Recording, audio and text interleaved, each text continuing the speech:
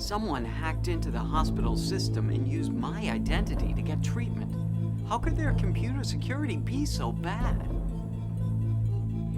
My neighbor, the nosy nurse, told everyone about my surgery. I really feel like my privacy was violated. I specifically asked not to be listed in the hospital's directory. And then my ex-wife shows up. How did she know I was here?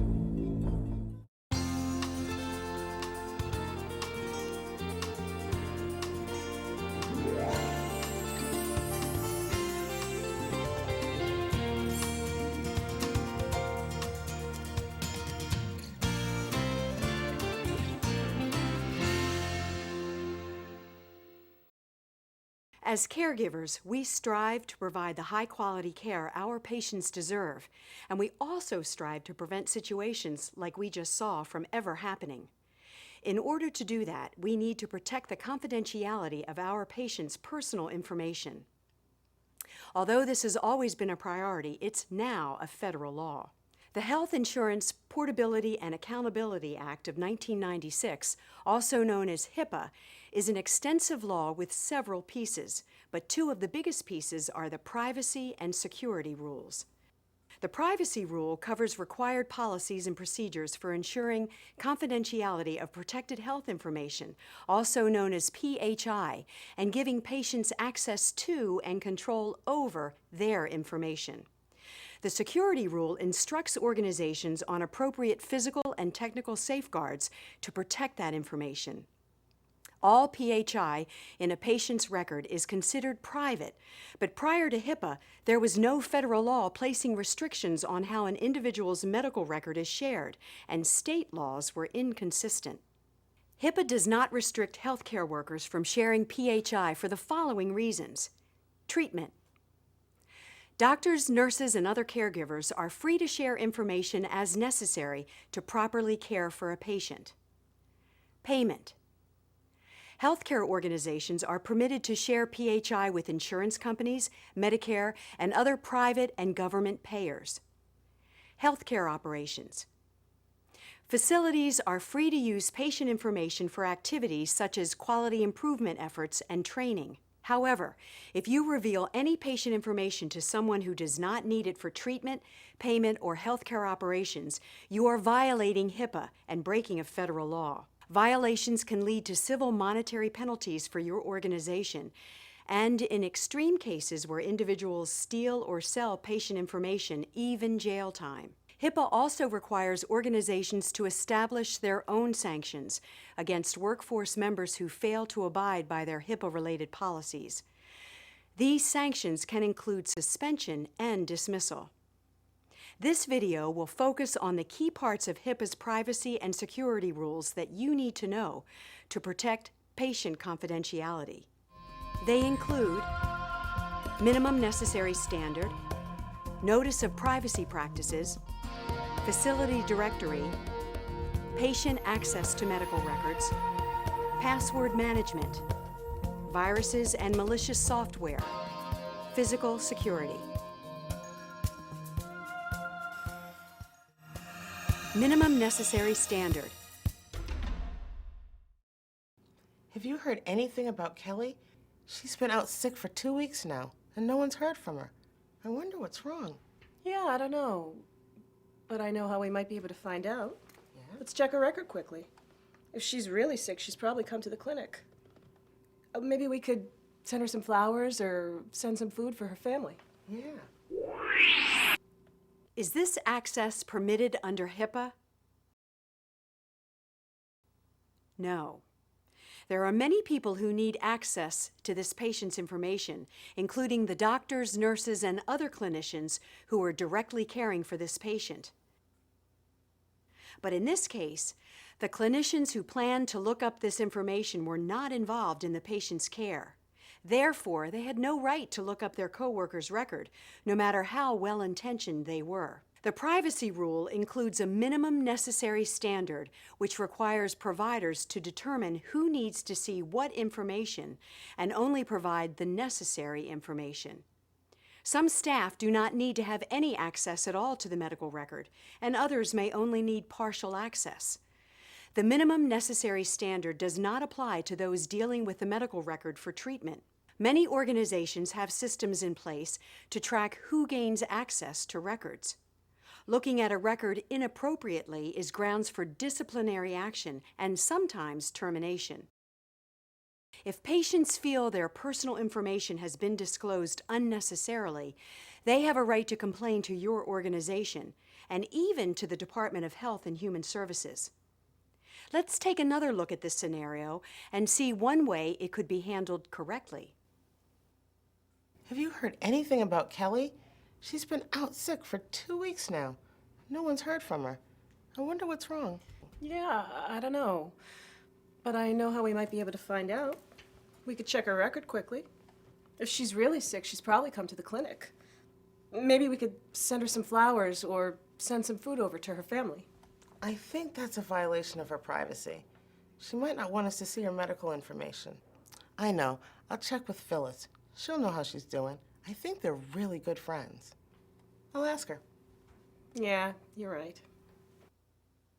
Let's look at another situation involving unnecessary disclosures.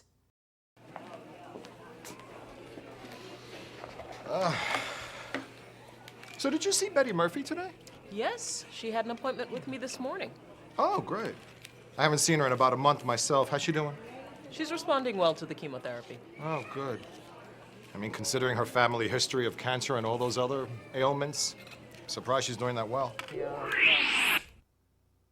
Have these physicians done everything they could to protect patient privacy? No. Although these two physicians may be legitimately discussing a mutual patient, they have failed to acknowledge that others may be able to hear their conversation. When discussing patients, think to yourself, who else can hear? Try to lower your voice or move to a more private area when you can. Let's see how this situation could have been handled to better protect patient privacy. So did you see Betty Murphy today? It's pretty crowded in here. I don't want anyone to overhear us. Let's talk later in my office. Okay.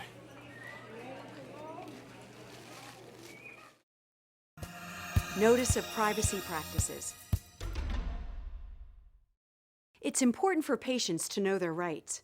That's why Hipaa's privacy rule requires healthcare organizations to provide patients with a notice explaining their rights and how the provider may use their PHI. Anyone may receive a copy of this notice, even people who are not currently patients.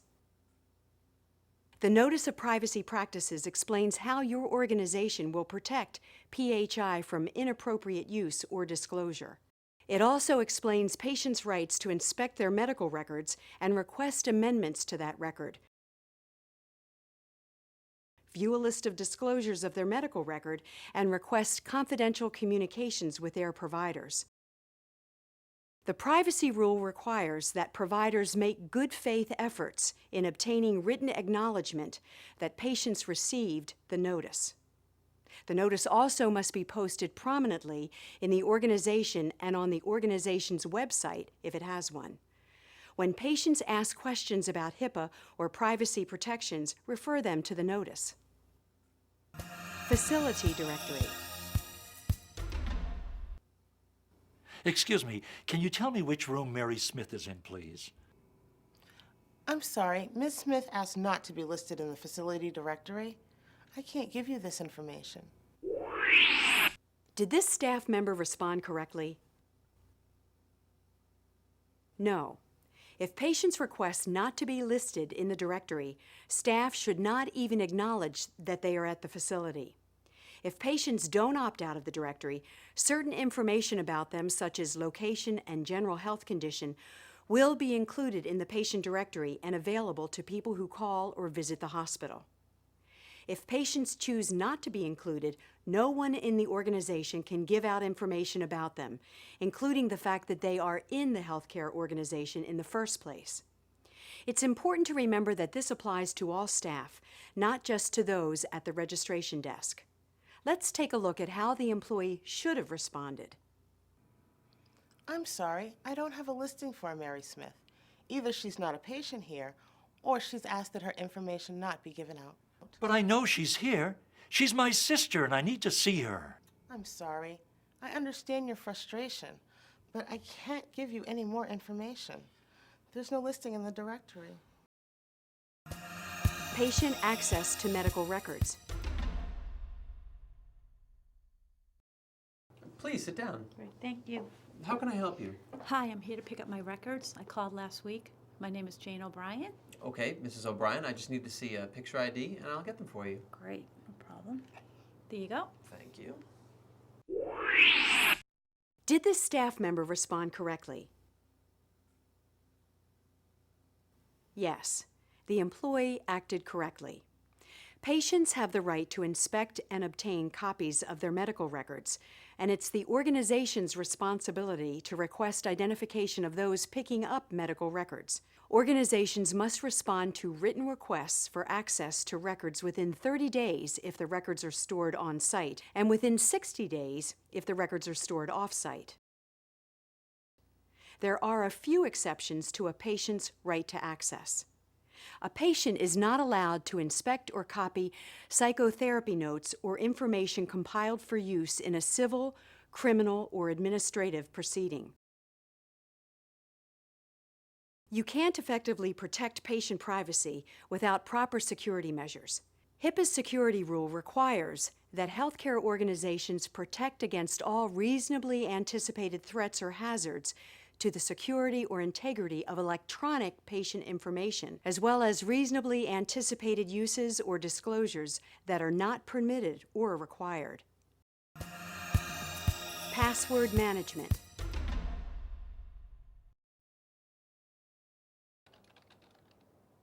Man, they still haven't fixed my account so I have access to the billing system. That's no problem. I'm about to leave for the day. Just use my password. It's Fluffy12. Thanks. Is this an acceptable practice? No. Good password management is a key component of an effective security system. Employees should never share passwords under any circumstance. The most common way that a password is compromised is not by hacking, but by the owner giving it out to someone. No one but you should know your password. If a coworker requests your password, refer them to your organization's IT help desk or tech support office so that they can get their own appropriate access. If you share your password, even if you think it is for a good reason, you are violating your organization's security policy. Another mistake in this last scene was the password that the employee was using, Fluffy12. Don't select a password that will be easy for someone else to guess.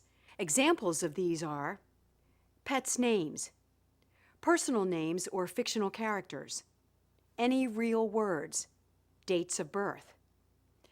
Instead, choose a password that is made up of letters and numbers, is at least 6 characters long, and incorporates both upper and lower cases if your system will support it. One good way to create a password is to pick a subject that interests you, such as sports or movies. Think of a related title or phrase. Use the first letter of each word in the title or phrase to start forming your password, then incorporate some numbers. This will give you a password that appears meaningless to everyone but you. Here's an example of how to choose a more secure password.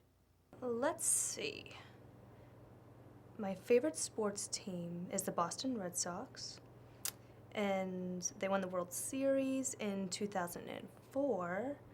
So the Sox won the World Series would be SWWS.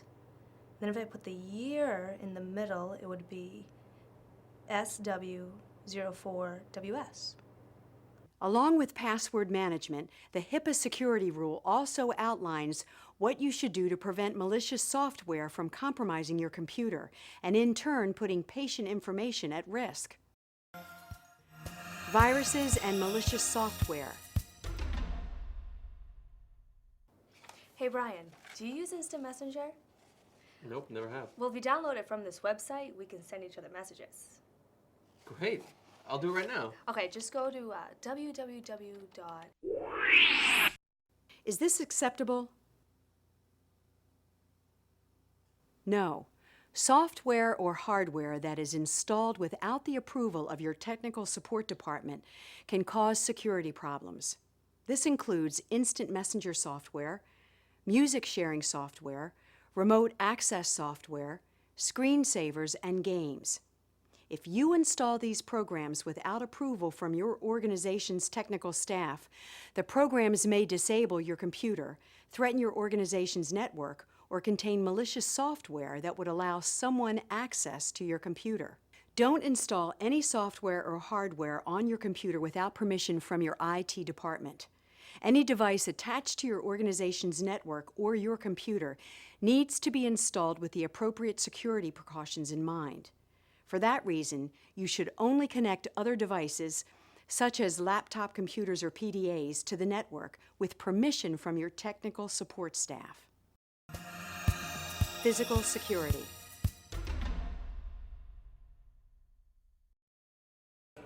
Okay, Ted, I'm going to send you Mr. Ortiz's lab results right now. You should see them in a second, okay? Thanks. Bye-bye. Double latte and a bagel?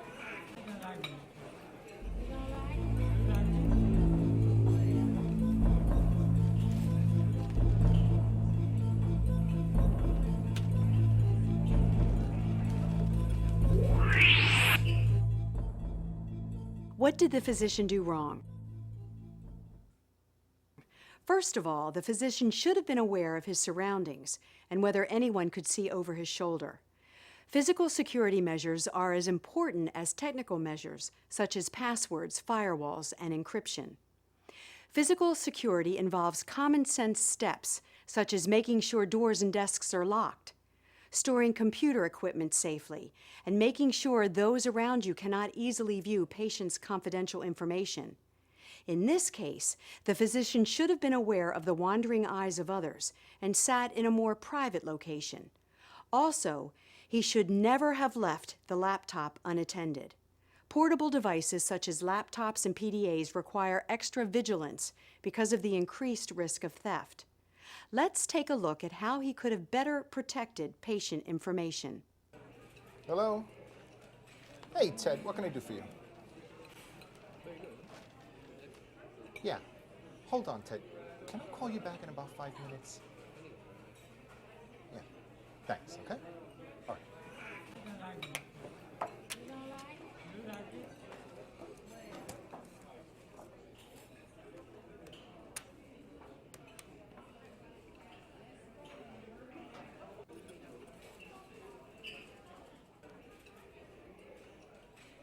Hey, Ted.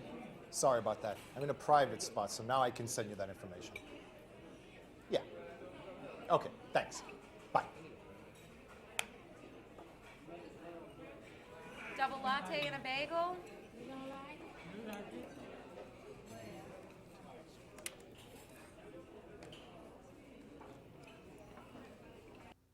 By focusing on the essentials outlined in this video, you will help ensure that your organization remains in compliance with Hipaa's privacy and security rules. This means protecting the confidentiality and the security of patients' information by following your organization's policies and procedures. Doing so is the responsibility of every staff member in your healthcare organization.